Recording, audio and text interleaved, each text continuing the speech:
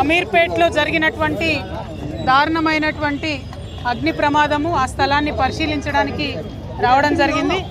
ఇది ఈ బిల్డింగ్లో ఉన్నటువంటి షాపుల యొక్క యజమానులందరితో కూడా మాట్లాడుతూ ఉన్నాం. సడన్గా అనుకోకుండా జరిగినటువంటి ప్రమాదం కాదు. ఇది పోయిన సంవత్సరం నుంచి కూడా పదే పదే షాప్ వాళ్ళు మరి వెనుకనే ఒక మెస్ ఉంది, ఆ మెస్ వల్ల షార్ట్ సర్క్యూట్ అవుతుంది, కంటిన్యూస్గా మాకు అగ్ని ప్రమాదం జరిగేటటువంటి పరిస్థితి ఉందని చెప్పి మరి అన్ని రకాలుగా వాళ్ళు పోయిన సంవత్సరం జరిగినటువంటి అంశాలన్నీ కూడా చూపిస్తూ పోలీస్ వాళ్ళకి చెప్పడము అన్ని రకాలుగా చెప్పడం జరిగింది. అయినప్పటికీ కూడా స్థానికంగా ఉన్నటువంటి మరి అధికారుల యొక్క నిర్లక్ష్యం, ఇది పోయిన సంవత్సరం జరిగినటువంటి లాస్ట్ మంత్ 3 monthsలో జరిగినటువంటి అంశాలను కూడా వారు చూపించడం జరిగింది. అగ్ని ప్రమాదం జరిగిన తర్వాత కూడా దాదాపుగా గంట బావు వరకు కూడా ఫైర్ ఇంజన్స్ రాకపోవడం అన్నది నిజంగా కూడా అధికారుల నిర్లక్ష్యానికి కారణం కనిపిస్తూ ఉంది. వచ్చిన తర్వాత సిబ్బంది చాలా ప్రయత్నం చేసిండ్రు, 3-4 గంటలు ప్రయత్నం చేసి మంటలు నదుపులోకి తీసుకొచ్చినటువంటి మాట వాస్తవం. కానీ ఈ స్థలానికి చేరుకోవడానికే గంట బావు కావడంతో చాలా తీవ్రమైనటువంటి ఆస్తి నష్టం జరిగిందని చెప్పి మేము భావిస్తూ ఉన్నాం.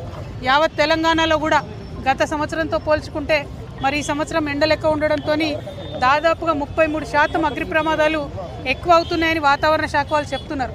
మరి ఆ విషయం తెలిసి కూడా ప్రభుత్వం హైదరాబాద్ లాంటి మహానగరంలో ఎక్కడికక్కడ ఫైర్ ఇంజన్స్ని రెడీగా పెట్టుకోకపోవడం అంటే కేవలం ఇది నిర్లక్ష్యమే కారణం.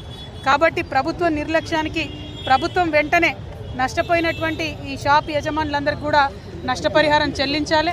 తీవ్రమైనటువంటి ఆస్తి నష్టం జరిగింది. దాదాపు 3 నుంచి 4 కోట్ల వరకు వారి యొక్క ప్రాపర్టీ కానీ అందులో ఉన్నటువంటి సరుకు కానీ నష్టపోవడం జరిగింది.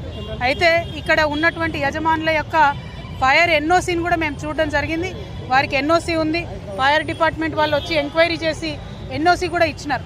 మరి ఇంతగానము వాళ్ళు గత 3 నెలల నుంచి రిపోర్ట్ చేస్తుంటే ఎన్ఓసీ ఇవ్వడము, చుట్టుపక్కల ఉన్నటువంటి బిల్డింగ్స్ని కేర్ తీసుకోకపోవడము, సరైనటువంటి ఇన్స్పెక్షన్ చేయకపోవడంతోనే ఈ ప్రమాదం జరిగిందని నేను బలంగా నమ్ముతూ ఉన్నాను. మరి పొద్దునే హైడ్రా అధికారులు కూడా వచ్చి చూసి వెళ్ళినారని చెప్తున్నారు. వారు కూడా ఇంకా సీరియస్గా ఎంక్వైరీ చేయాలి. హైదరాబాద్ మొత్తం మీద ఇప్పటికే అనేక ప్రమాదాలు జరిగినాయి, చాలా వాటిని నివారించగలిగినారు. 1,000 కోట్ల వరకు కూడా ఈ సంవత్సరం ఆస్తిని కాపాడగలిగినారు. కానీ ఎండలు, పర్యావరణం మారుతున్నటువంటి పరిస్థితుల్లో ఇంకా సీరియస్ కేర్ తీసుకోవాలి. ప్రత్యేకించి అమీర్పేట్ ఫైర్ యాక్సిడెంట్లో నష్టపోయినటువంటి యజమానులందరికీ కూడా తక్షణమే ప్రభుత్వం పరిహారం చెల్లించాలి, నష్టపరిహారం అని చెప్పి నేను డిమాండ్ చేస్తూ ఉన్నాను. కరెక్ట్ ఎస్టిమేషన్ చేయాలి. మన అదృష్టం బాగుండి ప్రజలకు ఎటువంటి ప్రాణ నష్టం జరగలేదు, కానీ ఈ ప్రమాదం ఎప్పుడన్నా జరగవచ్చు. రాత్రిపూట వేరే చోట వర్కర్స్ ఉండే చోట జరగవచ్చు.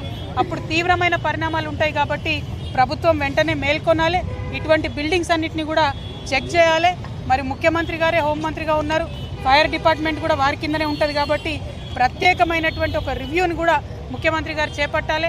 ఏ జ్యూరిస్డిక్షన్లో ఫైర్ ఇంజన్ ఎటు రావాలి, సిబ్బంది ఎటు పోవాలనేటటువంటి కన్ఫ్యూజన్ లేకుండా కూడా చేయాలి.